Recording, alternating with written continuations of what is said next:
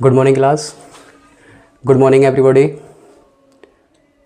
नमस्ते, राधे राधे, सत श्री अकाल। देखिए, आपका अपने YouTube channel Mohan Singh lectures में आप सभी का स्वागत है। ठीक है, आज हम बहुपद की सेकंड क्लास शुरू करने के लिए जा रहे हैं। हम फर्स्ट क्लास कर चुके हैं, जिसके अंदर हमने चर और अचर की परिभाषाएं, उनमें अंतर समझा और बीजीय व्यंजक किसे कहते हैं उदाहरण सहित समझा और इसके प्रकारों को जाना। ठीक है, अब कुछ स्टूडेंट का क्वेश्चन ये बन रहा होगा कि सर पढ़ा तो बहुपद रहे हैं, इस चैप्टर के अंदर चैप्टर का नाम चल रहा है हमारा बहुपद है, तो सर ने ये चर अचर या बीजीय व्यंजक क्यों बताया। देखिए, उसका रीज़न है। देखिए, हमारे जो बहुपद होते हैं एक प्रकार से ये व्यंजक ही होते हैं। ठीक है, लेकिन जितने भी व्यंजक हैं वो सभी बहुपद नहीं होते हैं। लेकिन जितने भी बहुपद होते हैं वो सभी बीजीय व्यंजक होते हैं। इसलिए हमें पता है कि जो भी बहुपद है वो एक प्रकार का कोई ना कोई व्यंजक है, कोई ना कोई वो बीजीय व्यंजक है। इसलिए बहुपद को समझने से पहले हमने बीजीय व्यंजक को समझना बहुत ज़रूरी समझा, क्योंकि बहुपद है क्या, एक प्रकार का बीजीय व्यंजक ही है। लेकिन कुछ प्रकार के बीजीय व्यंजक बहुपद होते हैं और कुछ प्रकार के बीजीय व्यंजक बहुपद नहीं होते हैं। यानी कि हर प्रकार का बीजीय व्यंजक बहुपद नहीं होता है, लेकिन प्रत्येक प्रकार का बहुपद बीजीय व्यंजक होता है। ठीक है, अब ये हवा में बात जारी होगी, कुछ स्टूडेंट को समझ में आ रहा होगा, कुछ स्टूडेंट को समझ में नहीं आ रहा होगा। लेकिन जब हम बहुपद का बेसिक शुरू करेंगे, बेसिक तो वहाँ पर चल रहा है वैसे ये, जब हम बहुपद की डेफिनेशन पर आएंगे, जब उसके हम समझाएंगे तो वहाँ पे ये क्लियर आपको हो जाएगा कि बीजीय व्यंजक और बहुपद में क्या अंतर रहता है। Clear guys? चलिए, तो हम अपनी बेसिक क्लास को आगे बढ़ाते हुए आज अपना तीसरा टॉपिक शुरू करने के लिए जा रहे हैं, जिसका नाम है समीकरण। Clear guys?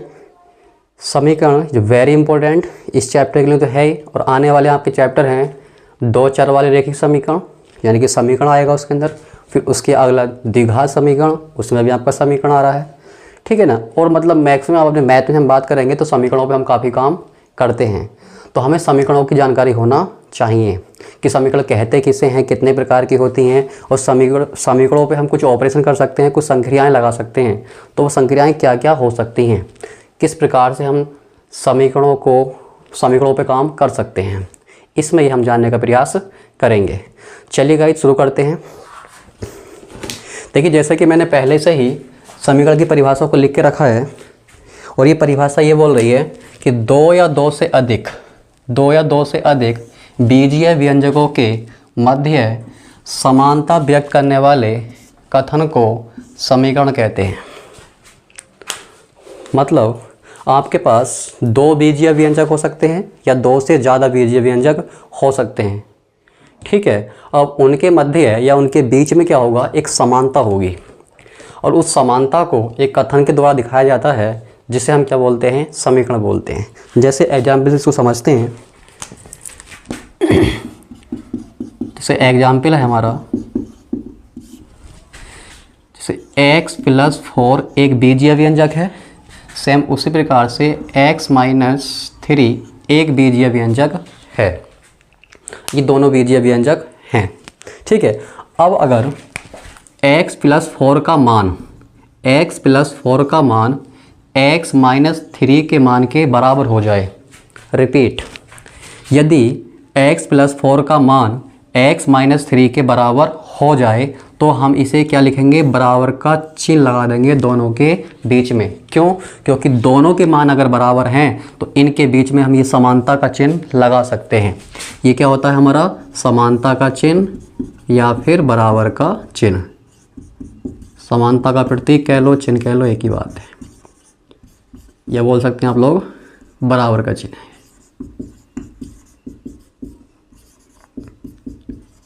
बराबर का चिन्ह। ठीक है गाइज, अब यहाँ पे क्या हो रहा है, आपके दो बीजीय व्यंजक हैं और उनके बीच में क्या है, एक समानता है। समानता क्या है, उनके दोनों के मान क्या हैं, बराबर हैं। यहाँ से समानता देखी जाएगी केवल उनके मान के ऊपर देखी जाएगी और यहाँ पे कोई गुण नहीं देखा जाता समानता के लिए। समानता का यहाँ पे सीधा सा अर्थ है कि उन दोनों बीजीय व्यंजकों के मान बराबर होने चाहिए। ठीक है, अगर उनके मान बराबर हैं तो उनके बीच में हम समानता का प्रतीक लगा सकते हैं। और समानता का प्रतीक लगाने के बाद ये जो आपको कथन दिखाई दे रहा है कि x+4 का मान बराबर है x-3 के, मतलब ये आपका कथन ये कह रहा है, ये जो आपको लिखा है हमने ये बोल रहा है कि x+4 का जो मान है वो बराबर है x-3 के मान के। इसलिए इस कथन को हम क्या कहते हैं, समीकरण कहते हैं, समीकरण कहते हैं। ठीक है, समीकरण को आप जानते हैं अच्छे से, इंग्लिश में क्या बोलते हैं इसको, इक्वेशन। और इक्वेशन में आप देख रहे हैं एक वर्ड है इक्वे, इक्वे मतलब इक्वल। ठीक है, अब सीधा समानता का जो समीकरण का जो सीधा अर्थ होता है, इसका जो सीधा अर्थ है वो क्या है, समानता है। समानता ही समीकरण है, समझ रहे गाइस। समानता ही क्या है, समीकरण है, क्योंकि समीकरण का अर्थ होता है समानता। क्योंकि थोड़ा इक्वेशन से जाएंगे तो इक्वेशन में एक वर्ड आ रहा है इक्वे, इक्वे का मतलब इक्वल, मतलब कोई दो बंदे क्या हो रहे होंगे, कोई दो राशियां क्या हो रही होंगी वहाँ पे, इक्वल होंगी, समान होंगी, बराबर होंगी, उसी हम क्या बोलेंगे, समीकरण बोलेंगे। क्योंकि समीकरण का जब अर्थ निकाला गया तो समीकरण का अर्थ क्या निकल कर आता है, समानता या बराबर होना। समान होना या बराबर होना एक ही बात है, ठीक है ना। तो उसे हम क्या बोलते हैं, समीकरण कहते हैं। ठीक बात है। अब समीकरण के अंदर क्या होता है, हमने ये साइड लिखी है, ये वाली एक साइड ये है, बराबर की एक साइड इधर है, एक साइड एक बराबर के इधर की साइड। एक काम करते हैं, इसको दोबारा लिख लेता हूँ, x+4 बराबर x-3। ठीक है, तो बराबर के इधर मेरे हाथ के हिसाब से, आपके हाथ के हिसाब से ये वाली साइड क्या है आपकी, दायां, और ये क्या है हमारा, बायां। राइट हैंड लेफ्ट हैंड, दायां बायां। ठीक है, तो इसे बोलते हैं बायां पक्ष। सॉरी यार, बड़ी गलती है, इसे बोलते हैं दायां पक्ष, और ये होता है हमारा बायां पक्ष। ठीक है, ये क्या है, हमारा बायां पक्ष है और ये हमारा दायां पक्ष है। और दाएं पक्ष को क्या कहते हैं, हम इंग्लिश में बोलते हैं राइट हैंड साइड, शॉर्ट में लिखते हैं इसको राइट हैंड साइड, और इसको बोलते हैं लेफ्ट हैंड साइड। सही है, मतलब बराबर के इधर जो लिखा है लेफ्ट में, बराबर के लेफ्ट में जो लिखा है उसे बोलते हैं लेफ्ट हैंड साइड, और बराबर के राइट में लिखा है उसे बोलते हैं राइट हैंड साइड। क्लियर है। तो समीकरण में इसका भी हमें पता होना चाहिए, बहुत बच्चों को।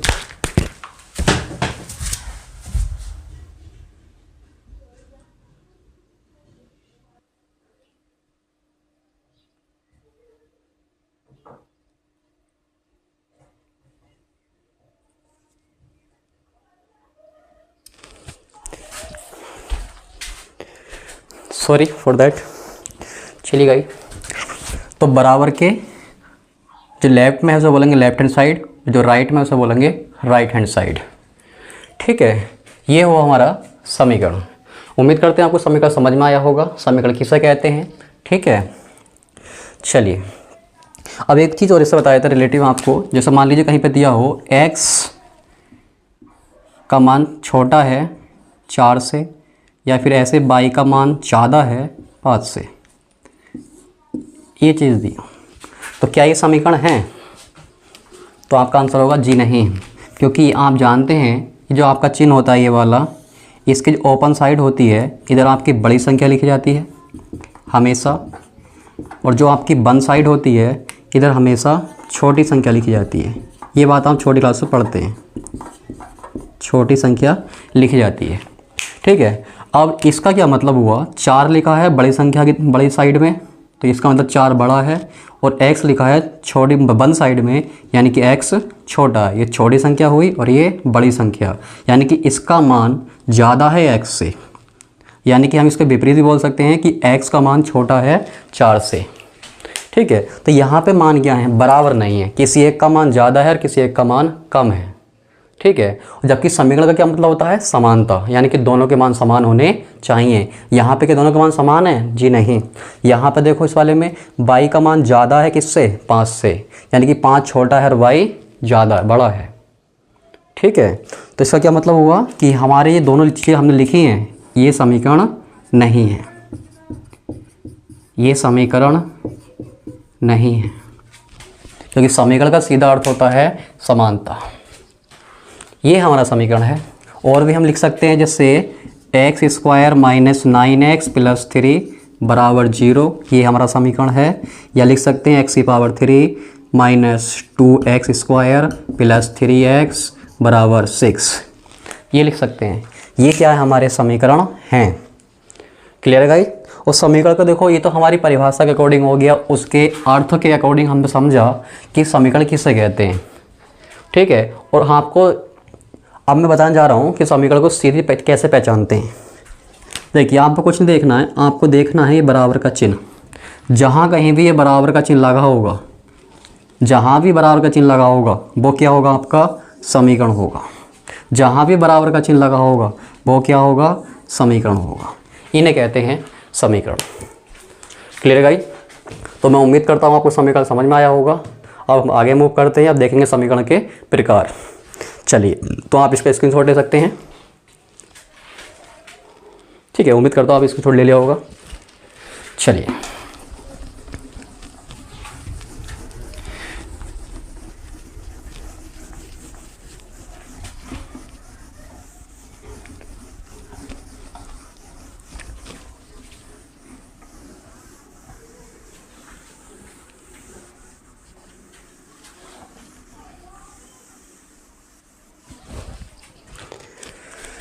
समीकरण के प्रकार।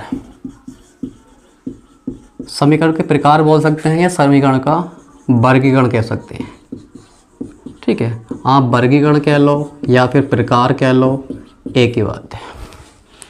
ठीक है, अब देखिएगा क्या है कि समीकरण का वर्गीकरण करने के दो आधार बनाए गए हैं।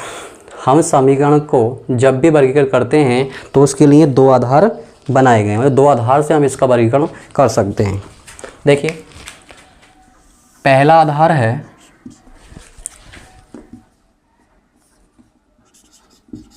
चर की संख्या के आधार पर। अब देखो चर आ गया यहाँ पे, समझने का ये चर आ गया।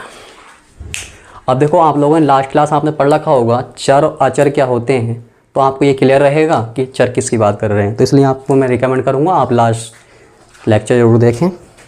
चलिए, दूसरा होता है हमारा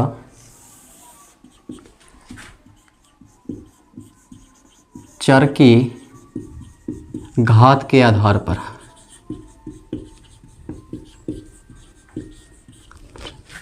दो आधार बनाए हैं, एक है चर की संख्या के आधार पर और दूसरा है चर की घात के आधार पर।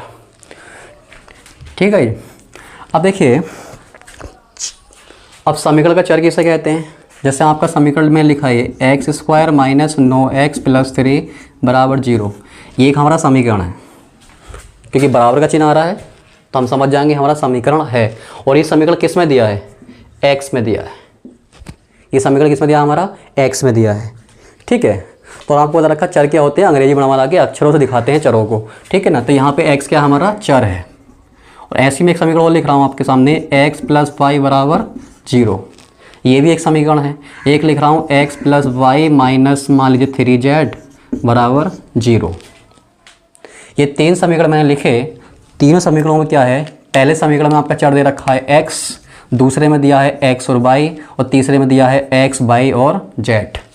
यानी कि पहले समीकरण में चरों की संख्या कितनी है, 1, दूसरे समीकरण में चरों की संख्या 2 है और तीसरे समीकरण में चरों की संख्या 3 है। ठीक है, तो एक आधार हमारा ये बनता है, अगर समीकरण में एक चर है तो उसे क्या कहेंगे, 2 वाले के लिए अलग नाम दिया जाएगा, 3 वाले के लिए नाम अलग दिया जाएगा। चलिए, तो देखिए, चर की संख्या के आधार पर संख्या देखेंगे, संख्या कितनी है उसके अंदर, ठीक है ना, उसके आधार पर। तो पहला होता है एक चर वाला समीकरण, शॉर्ट में लिख रहा हूँ समीकरण। दूसरा होता है दो चर वाला समीकरण, और नेक्स्ट होता है तीन चर वाला समीकरण। एक चर वाला समीकरण, दो चर वाला समीकरण, तीन चर वाला समीकरण।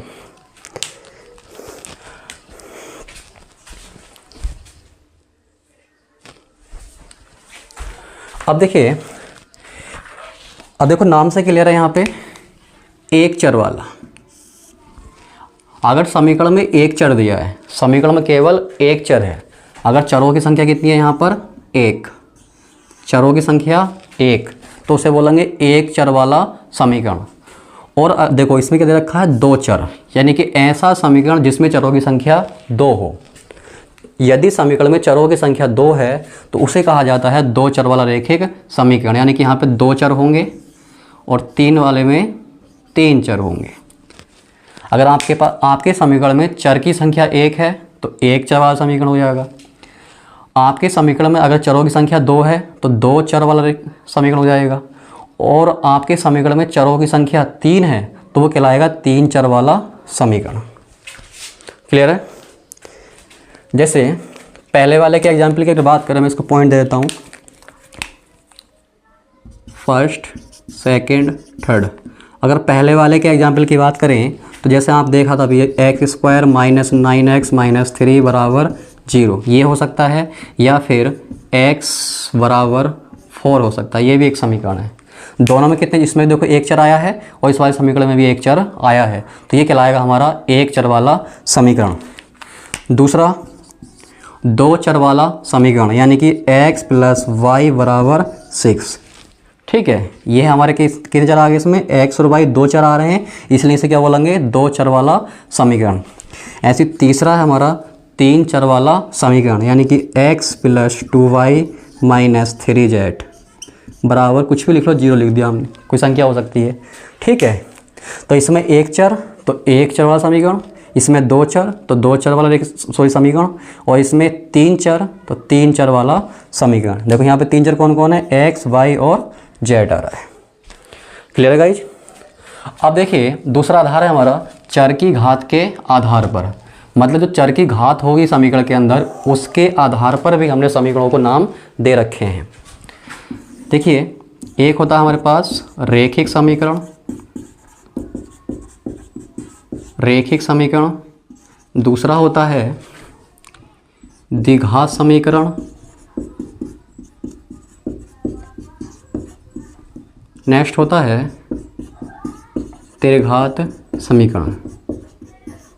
और भी हो सकते हैं, लेकिन हमारे यहाँ पे तीन ही में चलते हैं, रैखिक समीकरण, द्विघात समीकरण और त्रिघात समीकरण। अब देखिए रैखिक समीकरण किसे कहते हैं। देखिए यहाँ पे सीधा है आपका रैखिक, और रैखिक का यहाँ पे सीधा सा अर्थ है चर की अधिकतम घात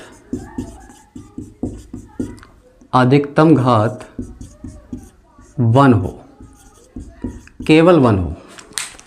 रैखिक का अर्थ होता है जो आपको समीकरण दिया जा रहा है उस समीकरण में जो चर आया है उस चर की जो उच्चतम घात है, बड़ी से बड़ी जो घात है वो कितनी चाहिए, केवल 1 होनी चाहिए, उसे कहा जाता है रैखिक समीकरण। जैसे इसके अगर एग्जाम्पल की बात करें तो x प्लस 4 इजिकल टू 0। ठीक है, अब यहाँ पर देखो चर एक है, वो बात तो अलग है, लेकिन जो चर आया है x उसकी जो घात है वो कितनी है, 1 है। देखो यहाँ पे घात जो होती है, जैसे मान लो x है और यहाँ पे घात नहीं लगाई है, तो ये अंडरस्टूड रहता है कि यहाँ पे कितनी घात होती है, 1 होती है, लेकिन 1 दिखाई नहीं जाती है। अगर मान लो 2 होती तो x की पावर 2 लिखा जाता, 3 होती तो 3 लिखा जाता। एक से ज़्यादा घातें होंगी तो दिखाई जाती हैं, लेकिन अगर आपने किसी चर पे कोई घात नहीं लगा रखी है तो ये अंडरस्टूड रहता है कि वहाँ पर घात कितनी होती है, 1 होती है। Clear guys? चलिए, उम्मीद करते हैं आपको ये समझ में आया होगा इतना। तो अगर आपका समीकरण जो भी दिया है उसका जो चर है उसकी अधिकतम घात, अधिकतम मतलब बड़ी से बड़ी घात, उससे बड़ी ना हो, वो कितनी होनी चाहिए, 1 होनी चाहिए। यहाँ पर कितनी है, 1। ऐसे आपको एग्जाम्पल दे सकते हैं, जैसे x plus y equal to 6। यहाँ पर देखो चरों की संख्या 2 है, हम संख्या के आधार पर नहीं है, यहाँ पर किसके आधार पर कर रहे हैं, चर की घात के आधार पर। यहाँ तो चर आए हैं, इनकी घातें कितनी है, 1 1। तो क्या समीकरण हमारा ये रेखिक समीकरण, मतलब आपके समीकरण में जितने भी चर दिए जाएं उनकी अधिकतम घातें वन होनी चाहिए, तो उन्हें कहते हैं रेखिक समीकरण। उम्मीद करता हूँ आपको ये समझ में आया होगा। नेक्स्ट मूव करते हैं। नेक्स्ट है द्विघात समीकरण। देखिए थोड़ा नाम से जाएंगे तो आपको समझ में आएगा अच्छे से।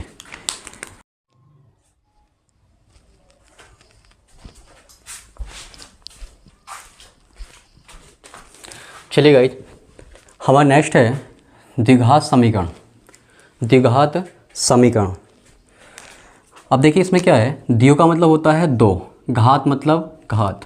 किसकी घात? समीकरण की घात।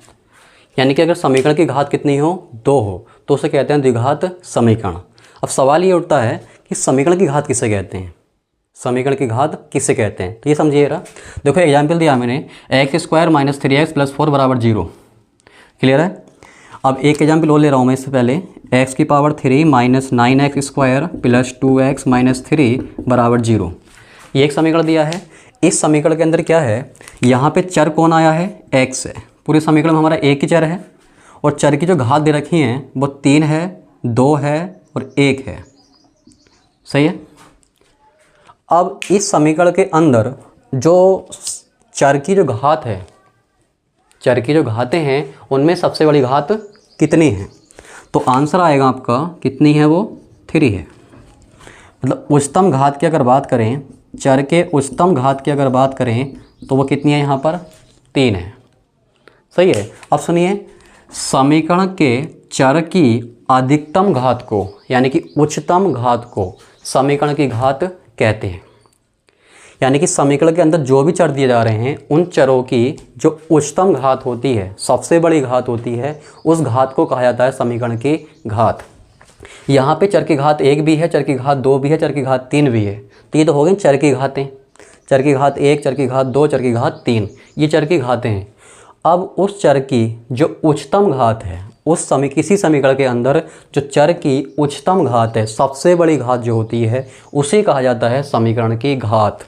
तो इस समीकरण के हिसाब से अगर मैं बात करूं तो यहाँ पे समीकरण की घात कितनी है? 3 है। इस समीकरण के हिसाब से बात करें तो यहाँ पे चर की अधिकतम घात कितनी आई है? 2। तो समीकरण की घात कितनी है यहाँ पे? 2। इस वाले समीकरण में जो चर है हमारा x भी है और y भी है, 2 चर हैं हालांकि यहाँ पर, लेकिन हमें देखना है कि जो चर दिए जा रहे हैं उन चरों में अधिकतम घात कितनी है। तो यहाँ पर अधिकतम घात कितनी है? 2 है। सही है? और चर की अधिकतम घात को बोलते हैं समीकरण की घात। तो यहाँ पे समीकरण की घात कितनी है? 2। तो ये कहलाएगा द्विघात समीकरण।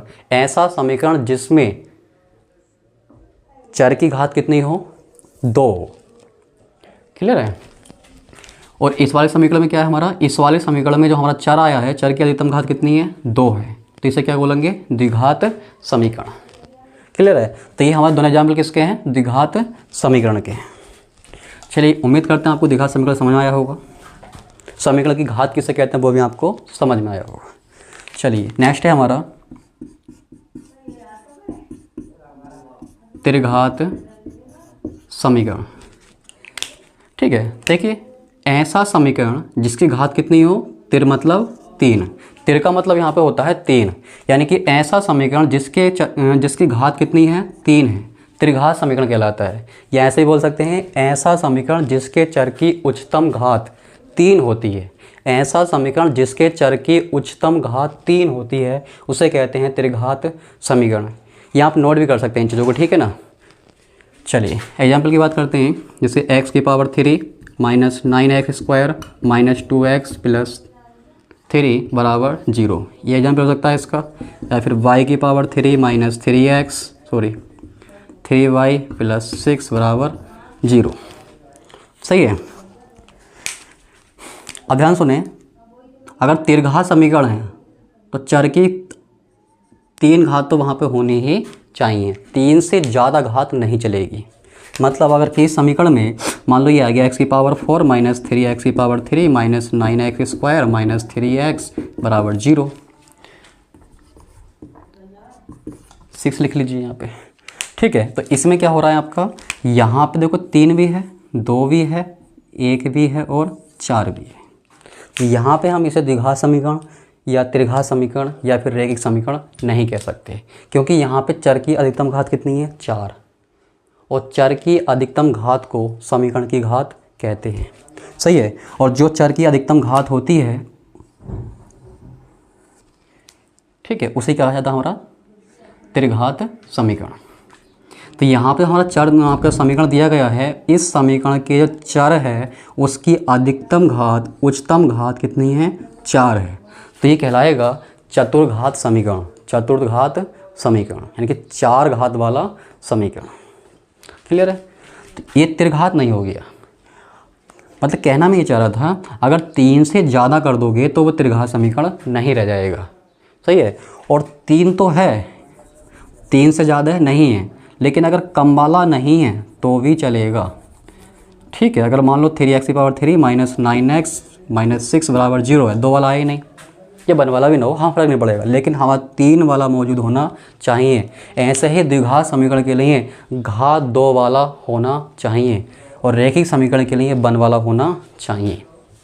क्लियर है? उनका मौजूद होना बहुत ज़रूरी है। जैसे हम द्विघात के हिसाब से बात करें तो 2 का होना बहुत ज़रूरी है। अगर 1 घात वाला नहीं भी है तो चलेगा, लेकिन 2 घात वाला होना ज़रूरी है, क्योंकि नाम जो दिया गया वो इसी के आधार पर तो नाम दिया है हमने। समझ मेरी बात? जिसके आधार पर हम नाम दे रहे हैं, अगर वही बंदा ना हो तो उसे कैसे डिसाइड कर लेंगे हम? क्लियर है? चलिए, उम्मीद करता हूँ मैं आपको समझ में आया होगा ये। तो आप स्क्रीनशॉट ले सकते हैं इसका। उम्मीद करता हूँ आप लोगों ने स्क्रीनशॉट ले लिया होगा। हम आगे मूव करते हैं अब।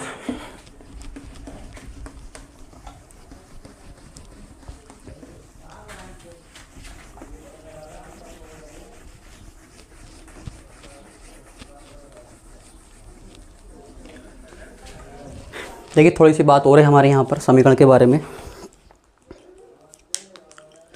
जैसे हमारे पास कोई समीकरण है x + 3 = x - 9, ये एक समीकरण दिया है।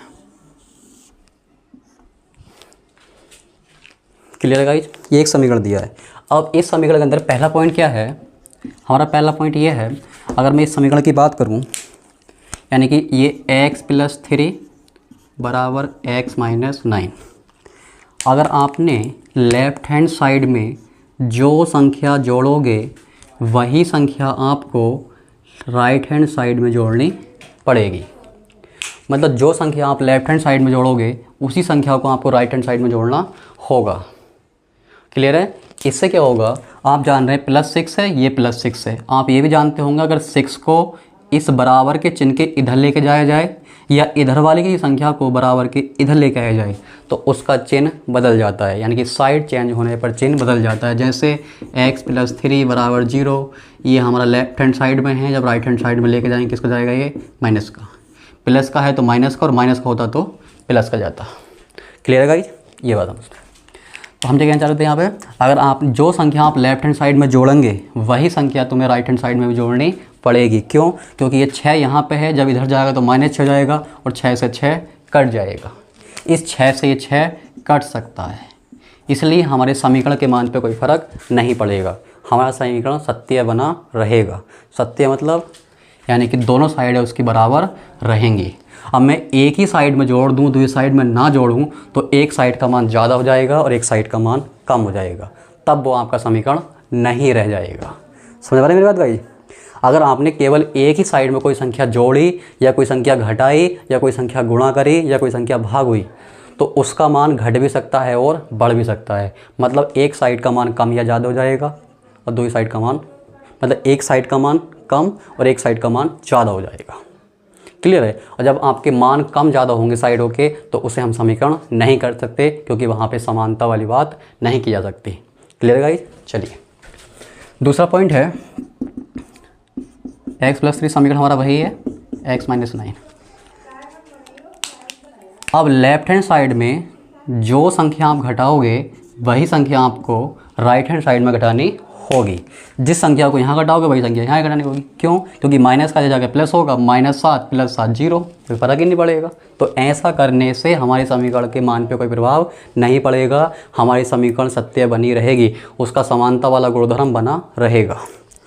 क्लियर है? नेक्स्ट है समीकरण x + 3 है बराबर में x - 9 है। अगर आप लोग लेफ्ट हैंड साइड को किसी संख्या से गुणा कर रहे हो, जैसे मैं 4 मान लेता हूँ, अगर लेफ्ट हैंड साइड को 4 से गुणा कर रहे हो तो हमें राइट हैंड साइड को भी 4 से गुणा करनी पड़ेगी। क्लियर है? अगर आप लोगों ने लेफ्ट हैंड साइड में 4 से गुणा किया तो आपको राइट हैंड साइड में भी 4 से गुणा करनी पड़ेगी। और गुणा का क्या मतलब होता है? पूरे पदों में गुणा करना, सभी को करना होगा, x को भी करना होगा और 3 को भी करना होगा। इस 4 से इस x को भी करना है, इस 4 से इस 9 को भी करना है। क्लियर है? आप ऐसा नहीं कर सकते कि अगर आपके पास x + 3 बराबर x - 9 है और आपने क्या करा, x में तो गुणा कर दी 4 से और यहाँ पे गुणा कर दी 9 से। 4 की गुणा यहाँ पे 9 से हो गई और यहाँ पे 4 की गुणा x से हो गई। तो अब समीकरण का मान बराबर नहीं रहेगा, क्योंकि ये जो गुणा हुई है आपकी पद पे कर दी आपने। तो ये सत्य, ये आपका समीकरण का जो अस्तित्व है वो नहीं बना रहेगा, मतलब ये दोनों मान आपस में बराबर नहीं होंगे। तो आप ऐसा नहीं कर सकते। अगर गुणा कर रहे हैं तो पूरे को करोगे। लेफ्ट हैंड साइड के जितने भी पद होंगे सभी को होती है, राइट हैंड साइड के जितने भी पद होंगे सभी को होगी। अब ऐसा करने से क्या होगा, इस 4 से ये 4 कट जाएगा और हमारा समीकरण बना रहेगा, यानी कि उनमें समानता वाला गुणधर्म बना रहेगा। क्लियर है? नेक्स्ट है समीकरण, फिर वही है x + 3 बराबर x - 9। अगर आप लोग लेफ्ट हैंड साइड को किसी संख्या से भाग कर रहे हैं तो उसी संख्या से राइट हैंड साइड को भाग करनी होती है। क्लियर है? इससे क्या होगा, आपका 9 से 9 कैंसिल हो जाएगा और आपका समीकरण की समानता बनी रहेगी। समझ पा रहे हैं गाइस? मतलब अब देखो भाग क्या कर रहा है मैंने, देखो भाग पूरे पे करी है मैंने, मतलब लेफ्ट हैंड साइड के जितने भी पद हैं पूरे को करने हैं, राइट हैंड साइड में जितने भी पद हैं पूरे को करनी है। आप ऐसा नहीं कर सकते कि आपके पास क्या है कि x + 3 बराबर x - 9। आपने क्या करा, यहाँ पे x को 9 से गुणा कर दिया और यहाँ भी 9 से गुणा कर दिया, और आप कह रहे हैं कि ये बराबर बना रहेगा। जी नहीं, ये बराबर नहीं रहेगा। और जब बराबर नहीं रहेगा तो ये समीकरण नहीं है। आप ऐसा कोई काम नहीं कर सकते समीकरण के ऊपर। अगर आप भाग कर रहे हैं तो आप किसी साइड को कर रहे हैं तो उस साइड के सभी पदों को उसकी भाग होती है।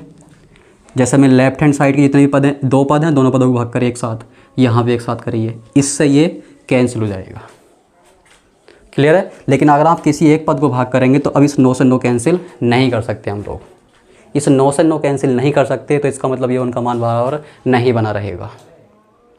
क्लियर है? तो किसी भी समीकरण पे हम ये 4 प्रकार के काम कर सकते हैं, हम फ्री हैं। सही है? अब जो नहीं कर सकते मैंने आपको बता दिया है। अगर एक साइड में आपने कोई संख्या जोड़ी है तो वही संख्या आपको दूसरी साइड में जोड़नी पड़ती है, जिससे उसका मान बना रहे, उसके दोनों साइड बराबर बनी रहें। सही है? अगर कोई संख्या घटा रहे हो किसी एक साइड में तो दूसरी साइड में भी संख्या घटानी पड़ती है।